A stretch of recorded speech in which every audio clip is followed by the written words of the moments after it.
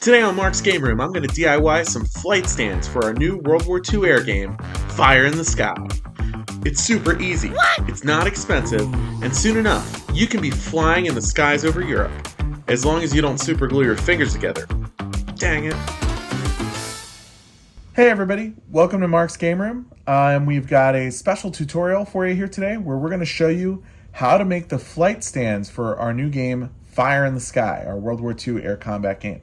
So if you take a look at what we've got here on the workbench, in Fire in the Sky, there are actually 3 different altitudes that your sections of planes can be at. There's high altitude, medium altitude, and low altitude. Now, how exactly you make these stands is up to you. If you take a look here, we've actually tried a whole bunch of different models. For example, you can use a telescopic flight stand like this one that you see here. Or you can use, this is one of our designs where we use these garden stakes here. But the ones that we've settled on for our videos are these clear acrylic rods that you see here that we have had cut to different lengths. Now you can source these from Litgo Aerosystems, who have actually put up on their site some of the materials that you're going to see here for this. What you're going to need in order to do this are the acrylic rods. You're going to need bases with a hole cut to the same diameter of the acrylic rods, which Litgo also sells. And then when your planes are ready to go on there, you're going to need a Vee Wing.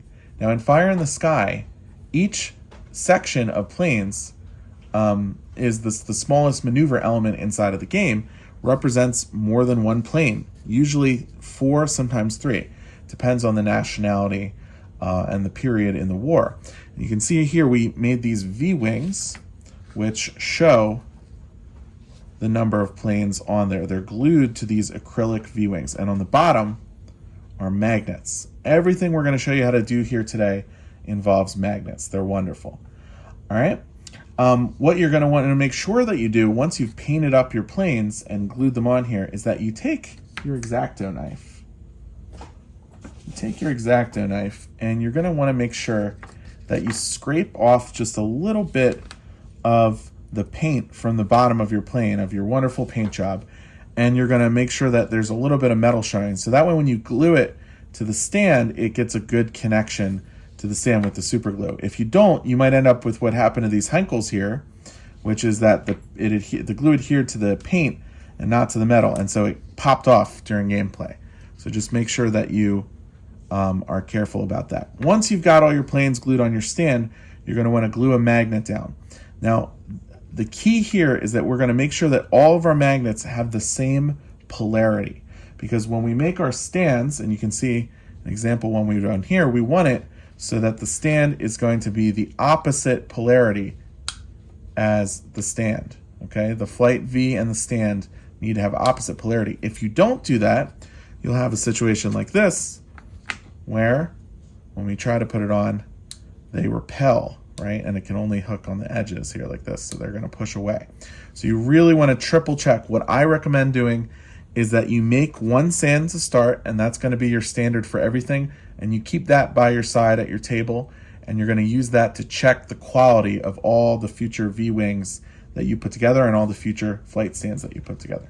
Now, once you have your 3 levels of flight stands set up and cut out in different lengths. For these, I use a 5-inch, a 3-inch, and a 1.5-inch. But you can pick whatever 3 lengths you want. Maybe don't go too long, or else it might tip over your stands.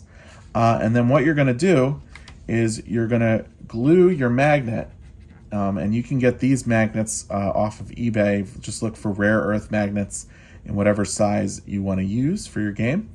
And you're going to make sure that you glue it onto the top. Now you want to use some kind of either epoxy or super glue for this, because normal Elmer's glue is actually not strong enough. These magnets are like really tough, and what'll happen is that it'll just get ripped out the first time you try and play the game. So what we're going to do is we're going to make sure that we got the right polarity. So I'm going to put this on here. Oh, there we go. Looks like that's the way we want it. And then we're going to glue this magnet onto the top of our medium altitude flight stand here. So I'm going to just do that for you right now. That's thick gel. Yeah, this is the thick gel version, which is great because it's going to let you have a lot of time for it to adhere while it's drying, so you can just press it down. It would be really embarrassing if I glued my fingers during this video. All right, so we're going to do that, and we're just going to hold it. Usually it takes about 30 seconds for it to get an initial good set, but you're always going to make sure that you set it aside and give it at least an hour to set, so that before you try testing the magnet, because these are strong magnets. You do not want to rip off the edges of this thing, okay? So once we've got it there, we're set. I'm going to set this guy aside to dry, and we'll come back for him later. Just put him over here, and we'll close up our glue. And while we're waiting for that to dry, I want to just talk to you a little bit about the flight bases themselves. Below the stands, you're going to have some kind of base. Now, if you take a look at the ones that Mark has made here for the game, there's some identifying information that's depicted on them. You know, he's got these 2-color ID codes for the squadrons, and he's even got a sticker here for the squadron leader. When I made my first attempt at flight bases, what I did was I made these little squad identifier colors for the squadron, and then I put a little star to indicate the squadron leader. So what we're going to do right now is we're going to make one of these for the squadron. Let's see. We just made these on Google Docs. These are flight labels that we can put on the stand, and we're going to cut one out and make a red squadron here. So we'll just cut one out, and I don't know, maybe we'll make this base a squadron leader. So we'll cut this out. I really wish we could montage away this bit because I can't cut very flat like this, but we'll do our best. Just go like that and cut out the edges here. And yeah, you can use whatever design you want. I thought about doing a design where each nation has their own set of labels, so you can have little like rank stars for US guys, or I don't know, little rising suns for Japan. But the problem is then you can only use those bases for that nation. So maybe just do generic ones however you want to. And so what we're going to do now is we're going to glue the flight label right to the base here. And you can just use Elmer's glue sticks for this if you have kids, you know, who have school age stuff, or if you're just a man child, you can use that.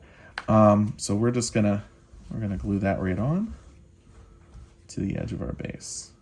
Okay. All right. Wonderful. And you just are gonna stick that right on the edge of the base there, which will give us our completed flight stand. Now, what you might consider doing, if you want, is you can put an arrow on the front of the base to show the forward direction. Your plane's models really should show that too, but if you'd like, you can depict that, or if your base actually is shaped with an arrow, it can do that. Facing only very rarely matters in Fire in the Sky, and even then only for bombers. So it's kind of optional, but I kind of like the look, the aesthetic of the little arrows. All right, I think our completed stand has dried, so I'm gonna just gonna take that and now put it in place inside the base. You see that the thing matches in right in there, and now we're gonna just attach some planes, and we're ready to fly. Headed off to bomb Germany. So that's really all it takes to build one of these flight stands for Fire in the Sky. But we really would like to encourage you to try, you know, different models, different attempts, different ideas, and maybe even come up with your own. If you come up with your own system for having the 3 altitude levels, leave a comment for us, and maybe we'll show your idea on the channel. All right, folks, and with that, we've got our completed flight stand of P-47 Thunderbolts. Awesome, ready to escort those bombers into the skies over Germany and bomb the Jim Christ out of those Nazis. As you can see, it's really easy to put together stands for this game. We're super excited for you to try it out yourself. And if you want, you can leave a comment down below about what you did and what kind of creative ways you came up with to base your stands for Fire in the Sky. We'd love to hear it. That's one of the great things about this game, is that there's no set box, there's no instructions for how you're gonna create your little stands and your version of this game. It's very much in the spirit of the hobby, which is, use your creativity. Coming on up, we've got a few more videos about Fire in the Sky. Keep on wargaming, have a lot of fun out there. This is Carl from Mark's Game Room, and have an awesome one, everybody.